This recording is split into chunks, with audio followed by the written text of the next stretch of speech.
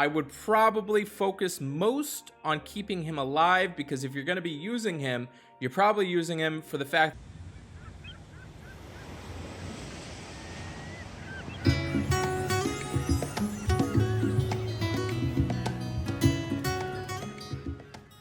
Hey, thanks so much for checking out the channel. If you're curious about any other hero in Empires and Puzzles, you can view my website at anchorgame.com. There you will find I've graded every single hero with a calibrated team of graders. This resource will always be free.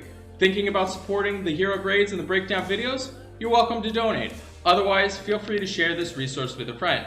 I have my exclusive line group called Anchor Cove, where you gain access to myself and tons of other experienced players with on-demand information and resources. If that piques your interest, all that information is on the opening page of my website with a short video. Let me dive into today's hero breakdown.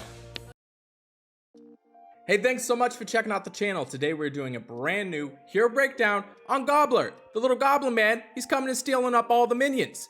He's got 641 on his attack, 614 on his defense, and 1215 on his health. Statistically, he's okay. He's not decent. He's fine, I suppose. He's running at average speed. He does give you a bonus. If you got some Lagoon heroes in your team, he gives you a bonus anywhere between 2, 3, 4, 5 heroes. You get anywhere between 3%, 15% attack. Not crazy relevant, but it is what it is. This video is sponsored by Raid Shadow Legends. It is a free, massive, turn-based dark fantasy RPG. If you want a huge head start in Raid, all you have to do, go in the link in the description. If you're a new player, you get a 1-day XP boost, 3 Raid Flasks, 1 Ancient Shard, 1 Void Champion Bulwark, and 50 gems. All your treasure, it's waiting for you right over here. As far as his hero special goes, he destroys all minions from all enemies.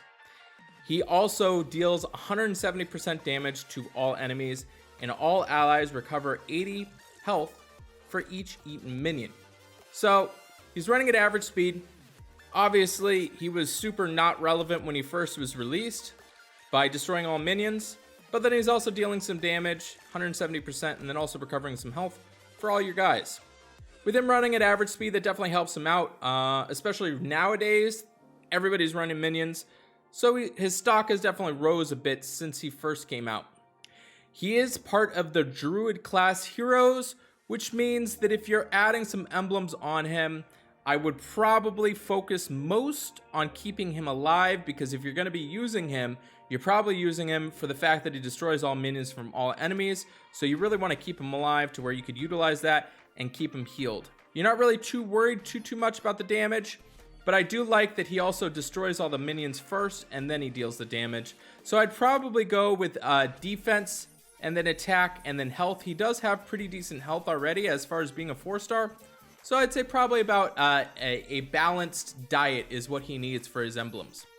When we look at his Titan grade, he is going to get a D on the Titans. He's just kind of really awful. He pretty much just sets himself up to where he deals 170% damage to all enemies at average speed. And his tile damage is not that great. Maybe it's too harsh, possibly a C grade, but I would say he's pretty much completely useless right now. Using him on a Titan, don't do that. It's really bad. When we look at his offensive grade, he is going to get a B+. Now, what I will say about this hero is either he's like a B- or probably an A, because if you're using him and he's going off, it's probably because you really need him to be destroying all the minions and then dealing damage and then also recovering health. So maybe you could time him out to where he deals all the damage, you gain everybody a bunch of health. I could see that happening. The problem that I have with him is that you kind of want to focus on keeping him alive, but also you're also delaying his special. So it is a little bit weird with him being at average speed, because I could definitely see him getting leveled up, about to go off, and then you're probably not using him immediately.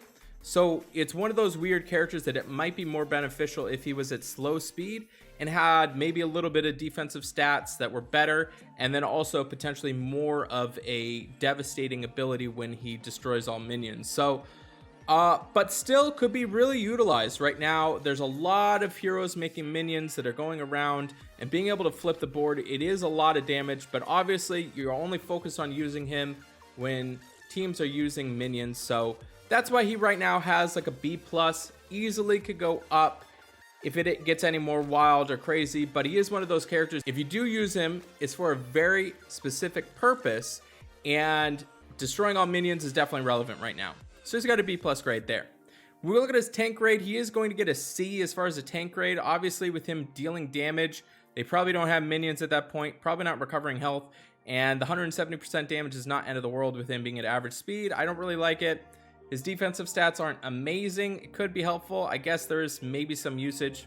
Probably not, though. With him developing and him going off, it's not going to be the best place for him. Kind of the same situation for him in the flank. He's also going to get a C grade there. Both a tank and flank grade at a C grade, just because you haven't developed your board and you're also praying that they use minions, and if he really is an issue, he will never be an issue because people could just bring heroes that don't have minions and then just stomp him.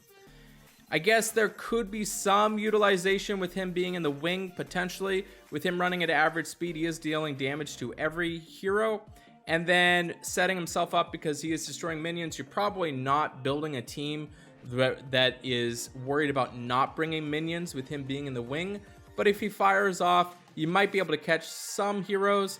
He's got a B grade there, possibly, just because there are so many offensive heroes that are bringing minions. So he is going to get an overall defensive grade of a B-. When we look at his rush attack grade, he is going to get a B. Now, obviously, this could go up quite substantially if they have a whole bunch of heroes that are bringing minions, and you could just trick them and just plow through them, especially on offense. On defense, not going to be that amazing with him being at rush attack. You pretty much just setting yourself up to be dealing 170% damage.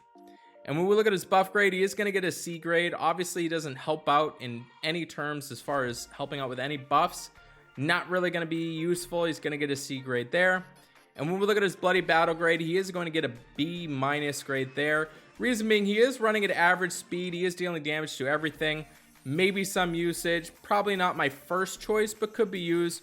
But again, if you're running them on offense and they have minions, it's going to be minions galore, and that could go skyrocketing up, and there's a lot of value there. So he is going to get an overall grade of a B. Don't be so worried about his grade. Obviously, he's absolutely amazing against heroes that are minion heavy, but not every team is minion heavy, so that's why he's going to get about the average. So this hero standalone is about an average hero, but could be really amazing and effective right now in the current state with there being so many minion heavy teams. So obviously he's going to be really great there. So let me know in the comments, did I get this right? Did I get this wrong? Thanks so much for watching. Please make sure you subscribe, turn those notifications on, and I'll see you on the next video. The little goblin man stealing up all the person,